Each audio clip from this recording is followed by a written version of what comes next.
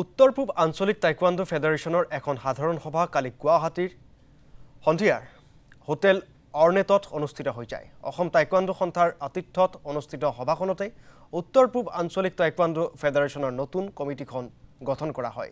গাম্ভীৰ্যপূৰ্ণ পৰিৱেশত অনুষ্ঠিত সভাখনত ক্ৰীড়া সংহিতা 2025ৰ আধাৰত ভৱিষ্যতৰ কাৰ্যপন্থা সম্পৰ্কে এখন ৰূপৰেখা তৈয়াৰ কৰা হয়। নতুন কমিটিখনত সৰ্বসন্মতিক্ৰমে মণিপুৰৰ মুখ্যমন্ত্ৰী ৱাই খেমচান্দক সভাপতি, কাৰ্যকৰী সভাপতি পেলে খিজে, উপসভাপতিসকল ক্ৰমে হিৰণ্য শইকীয়া অসম, জোচেফ থানচাংগা মিজোৰাম, প্ৰধান সম্পাদক লিখা ৰবিন অৰুণাচল প্ৰদেশ, যুটীয়া সম্পাদকসকল যদুমণি সিং মেঘালয়, হীৰা প্ৰধান ছিকিম, সুজয় কৰ ত্ৰিপুৰা, কোষাধ্যক্ষ মিষ্টাৰ LM আয়েৰ নাগালেণ্ড, কাৰিকৰী সমিতি দীনেশ গুপ্তা অসম, আলী আহমেদ জাফৰী অসম, মিছ হৰিপ্ৰিয়া মণিপুৰ, ভাল লালচামা মিজোৰাম, ৰূপেন প্ৰধান ছিকিম, ভিছাভিউ পেছেইয়ে নাগালেণ্ড আৰু মাৰি কাৰবাক অৰুণাচল প্ৰদেশ।